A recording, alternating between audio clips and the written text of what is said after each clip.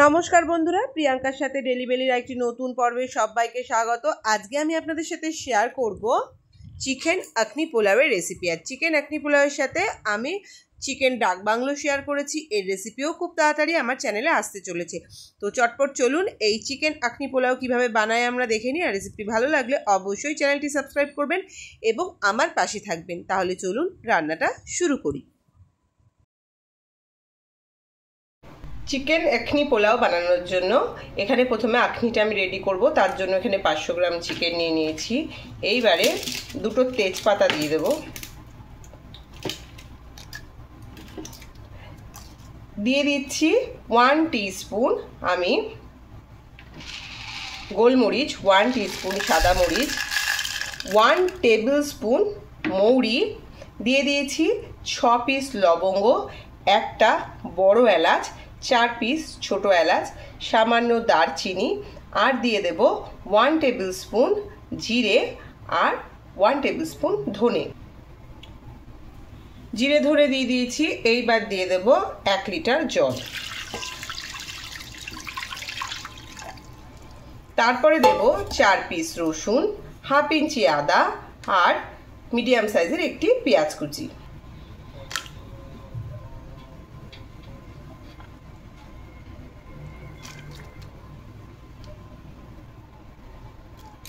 এইবারে এটাকে আমি 10 মিনিট মিডিয়াম হিটে রেখে ফুটিয়ে নেব। ফুটিয়ে আখনিটা রেডি করে ফিরে আসব।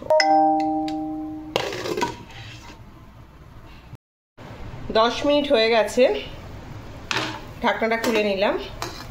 এইবারে কি করব, হিটটা বন্ধ করে দেব। হিটটা বন্ধ করে দিয়ে চিকেনটা আমি আলাদা করে তুলে নেব। আর যে এই আখনিটা তৈরি হচ্ছে, আখনিটাও আমি ছাকনা দিয়ে ছাকনি দিয়ে ছেঁকে আখনিটা মশলার থেকে আলাদা করে নেব।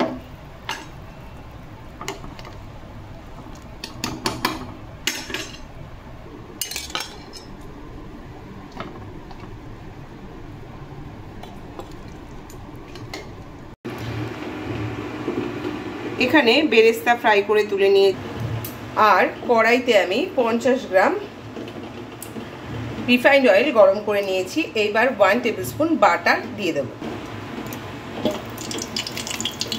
আর বাসমতি চাল, 250 গ্রাম বাসমতি চাল আমি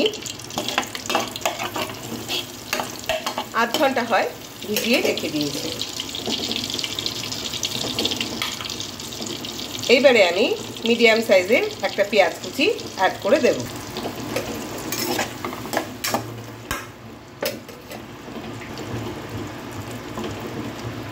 হালকা ব্রাউন কালার হওয়া পর্যন্ত পেঁয়াজটা ফ্রাই করে নেব। পেঁয়াজের এই কালার চলে এসছে, দিয়ে দিয়েছি 1 টিস্পুন আদা বাটা আর 1 টিস্পুন রসুন বাটা। এইবারে চিকেনগুলো আমি অ্যাড করে দেব।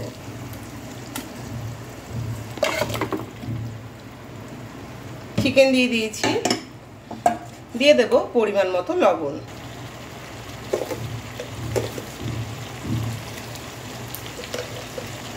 মিডিয়াম হিটে রেখে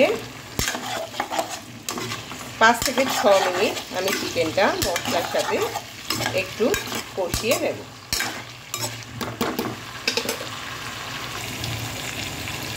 3 থেকে 4 মিনিট কষিয়ে নিয়ে 100 গ্রাম টক দই আমি অ্যাড করে দিলাম। এটা কিন্তু অবশ্যই দিতে হবে, ফেটিয়ে নিয়ে দিয়ে দিয়েছি।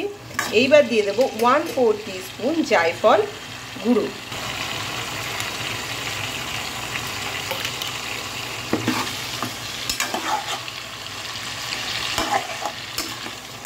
আরও 2 থেকে 3 মিনিট আমি কষিয়ে নেব। এইবারে আখনিটা কিন্তু ফুটিয়ে আমি 500 ml করে নিয়েছি, কেননা 250 গ্রাম আমি চাল দেব, সেই জন্য তার ডাবল পরিমাণে আখনি ইউজ করতে হবে। এইবারে এটা আমি দিয়ে দিলাম। দিয়ে এটা একটু গরম হওয়া পর্যন্ত আমার অপেক্ষা করতে হবে, 1 ফুট আসা পর্যন্ত অপেক্ষা করতে হবে। দেখুন ফুটে উঠেছে। এইবারে ভিজিয়ে রাখা চালটা আমি দিয়ে দেব।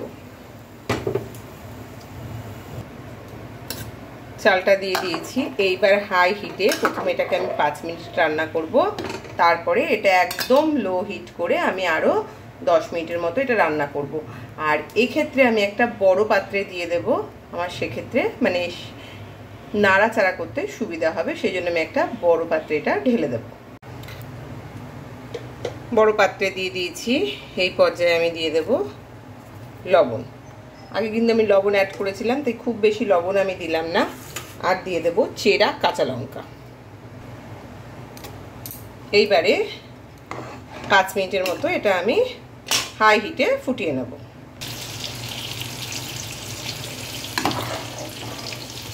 হাই হিটে ফুটিয়ে নিয়েছি।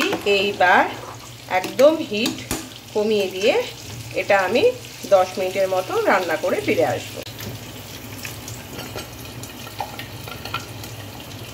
দেখুন 10 মিনিট পর আমি এটা খুলে নিয়েছি।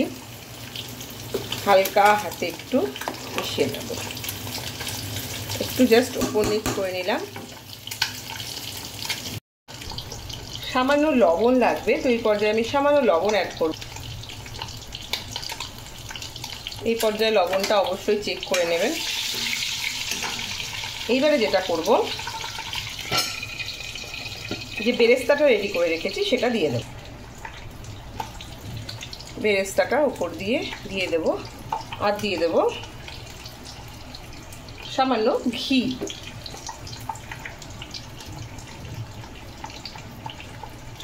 এবার এটা আমি আরও 5 থেকে 6 মিনিট একদম জাকে বসিয়ে রান্না করে ফিরে আসব। তো আমি হিটটা বন্ধ করে আরও 15 মিনিট এটা স্ট্যান্ডিং টাইমে রেখে দিয়েছি, তারপর খুলছি। অসম্ভব ভালো একটা গন্ধ বেরাচ্ছে, আর দেখুন কতটা ঝরঝরে ভাবে এই আখনি পোলাওটা রেডি হয়েছে। এইবার এটা আমি পরিবেশন করে দেব।